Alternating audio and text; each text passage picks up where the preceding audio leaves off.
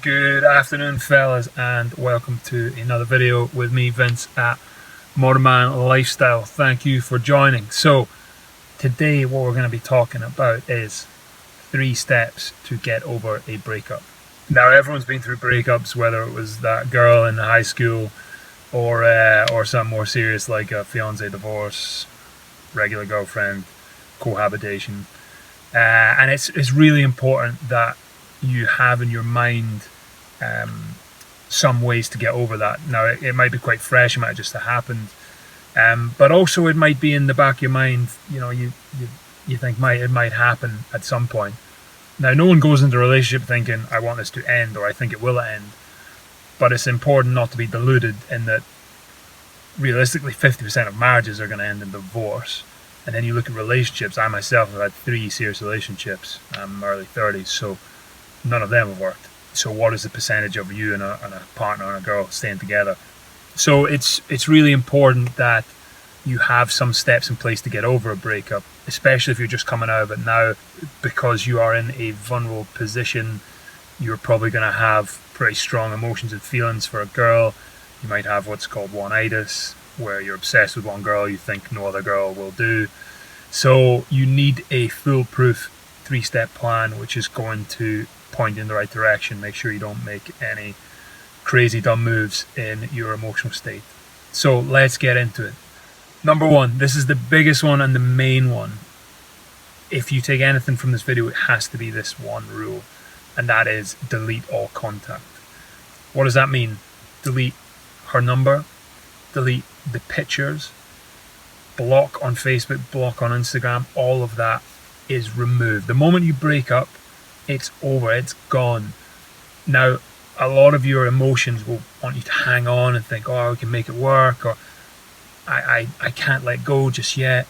It's over, and the longer you drag it out, the worse it's going to be for you and probably her and even your friends having to put their arm around you while you're crying your eyes out.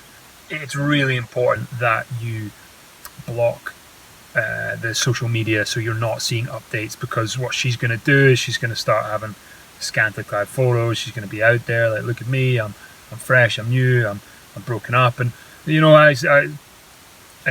could be doing the same thing, but you don't care. She sees you, that's up to her, but you don't want to see anything she's up to. It's just, there's no sense in it. There's nothing good that comes from it. You might ask me, well, what if I'm living with a girl? If you're living with a girl, get out as soon as possible. If you broke up, don't hang on to it. I had a friend, he and his girlfriend stupidly signed a lease for a house for, 12 months or something. After 6 months, they decided to break up, but she didn't have much money, so she couldn't afford to live on her own. So he decided to be the man about it and sleep on the couch for 6 months with a girl he wasn't dating or sleeping with, and they didn't like each other. It's honestly nuts. Do not do that. You might have bought a house with a girl. If it's your house, she's gone. If it's her house, maybe you're gone. If it's both of yours, stay with a friend. You just have to put those wheels in motion, because otherwise you are just treading water in somewhere you don't want to be. Shark infested waters, realistically. Finally, you might say we have kids. At that point, you still follow the rules of all the pictures, all of the social media, but then just keep one phone number. You're going to have to organize picking the kids up or dealing with that, so just leave that phone number that you have for that person. Do not maintain Facebook or Instagram. Okay, number 2.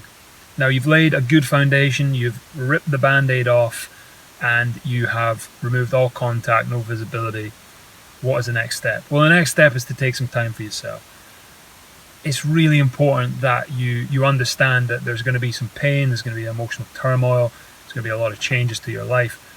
So you need to take some time for some self-development, whether that is meditation, hanging out with friends more, joining new sports clubs, hitting the gym, getting a personal trainer, for example, helped me, because it helped focus and really train the stuff I was doing in the gym so that I was a lot more structured, I had a better technique, and ultimately I saw bigger gains. You might want to consider some kind of therapy if it's been a really traumatic breakup. That I recommend with a caveat of only 3 months, maximum 3 months of therapy. You do not want to make this a long-term thing. This is purely a a soundboard, a way to get your emotions out and your feelings out. But once it's out, once it's done, it's over. You've got to move on. Some people I know go to therapy for years on end. They're not getting anywhere, and it's really not helping them. So use it as an opportunity to just unload all those feelings, but look at it as very much temporary. Don't, whatever you do, jump into another relationship. Again, as I said earlier, you're going to be emotionally vulnerable, so you're going to think, right, next thing to make myself feel better. But then ultimately it's tied up to something external and you can't control that. That's not where you want to be at all. And we've all known those people, friends, family, who just jump from one relationship to the other. And it's like they're so scared to being on their own. Their happiness is so tied up to external factors that they're constantly just bouncing around to different people. And it's quite a dangerous attachment style. It's quite a roller coaster type of person that does that. So use that next 3 months to hit the gym, work on self-development, look at potential therapy or spending more time with your friends and hobbies you enjoy doing, and don't get into a relationship. I wouldn't even date. I would recommend 3 months to sort yourself out before you even go back into the dating market. Just be happy with yourself, be happy from an internal place, and you're going to be much stronger. Number 3, final point. Now that you've cut all contact off, you've maybe done some PT, some gym work, joined some new clubs, you have potentially done some therapy, some self-development, some internal reflection, and you've had 3 months to really work on yourself and hone that inner strength. Now it's time to get back on that horse. Woohoo! Nerd!